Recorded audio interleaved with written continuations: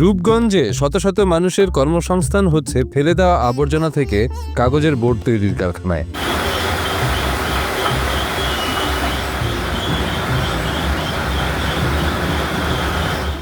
আবর্জনা থেকে বাছাই করা কাঁচামাল দিয়ে তৈরি করা হচ্ছে কাগজের নতুন বোর্ড, যা দিয়ে বানানো হচ্ছে বই খাতার মলাট, খাবার ও জুতার বাক্সের পাশাপাশি বিভিন্ন পণ্যের মোড়ক। মিষ্টির বাক্স, জুতার বাক্স, তারপর নুডুল কোট, তারপরে মনে করেন হাত বোর্ড, পুরান শীতের উপরে মোটা কাগজটা, তারপরে যে বিয়ে পরে সেটা হচ্ছে পায়ের জুতা, মাথার মুটু, আর যে বিয়ের কাঠ ছাপানো হয় এগুলো তৈরি করে।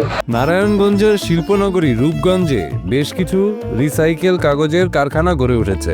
শত শত মানুষ সেখানে কাজ করে জীবিকা নির্বাহ করছেন। 600 টাকা 1.5 টন মাল কাটলে এই সারাদিন এই যে ছুরি দিয়া মাল কাটলে 1.5 টন মাল হয়। 1 টনে আমার 600 টাকা হাজিরা আসে। খারাপ যায় ওই মালের চাহিদা যে সময় না থাকে এই সময় রেট কম হয়। শীতলক্ষ্যা নদীর তীরবর্তী এলাকার বিভিন্ন কারখানায় রিসাইকেল করে বানানো হচ্ছে কাগজের বোর্ড। এসব কারখানা গড়ে ওঠায় স্থানীয় অনেক নারী পুরুষের কর্মসংস্থান হয়েছে। পাশাপাশি ময়লা আবর্জনা কমিয়ে পরিবেশ রক্ষাতেও এইসব কারখানা গুরুত্বপূর্ণ ভূমিকা পালন করছে। আমরা কাঁচামালকে ঢাকার টানা আনা হয়, এবার এলাকাবাসী ময়লা মিটে ডাস্টবিনের মধ্যে হালাই ধরে বাচ্চা বেছে না, আমরা এটা দিয়ে আমরা ময়লাটা দূর করতে সেভ করতে যাচ্ছে। এখানে অনেক কাগজ, ফেলনা কাগজ, এই কাগজগুলো পুড়িয়ে এই নতুন বোর্ড অর্থাৎ নতুন কাগজ তৈরি করা হয়। এটি একটি আমাদের রূপগঞ্জের জন্য একটা শিল্প। এই 8-10টা কারখানা দেখে আরও অনেকে উদ্বুদ্ধ হচ্ছেন যে আরও কারখানা দিবে এবং এই শিল্প ধরে রাখবে। ব্যবহারের অনুপযোগী কাগজকে কাঁচামাল হিসেবে নিয়ে তা পরিষ্কার করে অনেকগুলো ধাপে তৈরি করা হয় নতুন বোর্ড। রূপগঞ্জের এই কারখানাগুলো থেকে উৎপাদিত কাগজের বোর্ড সারা বাংলাদেশে সরবরাহ করার পাশাপাশি বিদেশেও রপ্তানি করা হচ্ছে। এখানে প্রথমত আমরা যে কাগজটা নিয়ে আসি ওটা আমাদের এখানে মেশিন আছে, বিটার বলি, ওটা গালাতে হয়। গালিয়ে তারপরে মনে করেন যেটাকে আমরা মাল বানাইয়া তারপরে ফার্স্টে মাড়ে নিতে হয়, মাড়ে নিয়ে রোদ্রে শুকাতে হয়। এই বৃষ্টির দিন এখন একটু সমস্যা আমাদের, এখন বৃষ্টি হলে অনেক প্রবলেম হয়। মালে যে মাড়ে দিয়ে আসি বৃষ্টি নেমে গলে যায়, যেটা উড়াতে পারে ওটাই নালে গলে যায়। মানে এখন বৃষ্টির সিজন, আমাদের এই সিজনটা খুব খারাপ। যখন আবহাওয়া ভালো থাকে খুব ভালো, এখন বৃষ্টির সিজনে আমাদের কাজও কম হয়, কিন্তু আমাদের এখানে রোদে শুকানো হয়, রোদে শুকে আবার ভিতরে নিয়ে আসা ক্যালেন্ডার মেশিন আছে, এটাকে বলে ক্যালেন্ডার মেশিন। এই মেশিনটা ফিনিশিং দেয়, ফিনিশিং দেওয়ার পরে ওই যে বাইক কাটিং করতে আসে ওখানে কাটিং মেশিন বলে, এখানে কাটটা তারপরে বাছাই করে মোটা পাতলা চিকন একটা বাইকটা প্যাকেটিং করে মনে করেন যে আমরা বিক্রি করি। তাদের কাজের প্রধান অন্তরায় বৃষ্টি।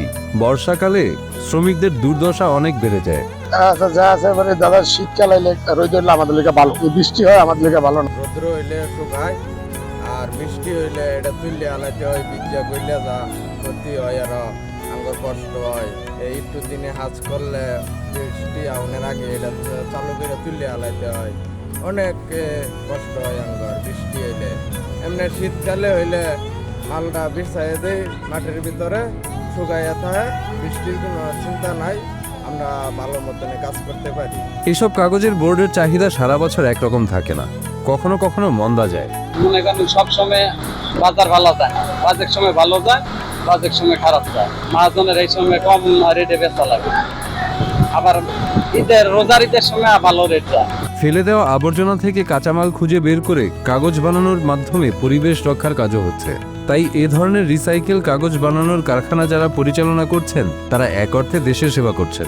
দেশের আবর্জনা তো আমরা বাইরে এক করতে আছি, তাহলে তো এক জায়গায় হালাই দিলে আবর্জনা হয়তো এক করতে আমরা ভাঙ্গা মেশিনে আমরা এটা দিতে আছি।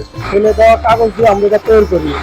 আগে যে টিভির বাক্স, ফ্রিজের বাক্স, মিষ্টির বাক্স, তারপরে যে বিভিন্ন ধরনের কাগজ আগে ফেলে দিত, ওগুলো নিয়ে আমরা এখন এই ভোট তৈরি করি। এগুলোতে আমরা আমাদের বাসায় ভোট বলে, আর এখানে বিশেষত গ্রে ভোট বলে। যেহেতু পরিবেশ রক্ষায় রিসাইকেল কাগজের কারখানা সহায়ক ভূমিকা রাখে, তাই এই খাতে সরকারি পৃষ্ঠপোষকতার প্রয়োজন মনে করেন অনেকেই।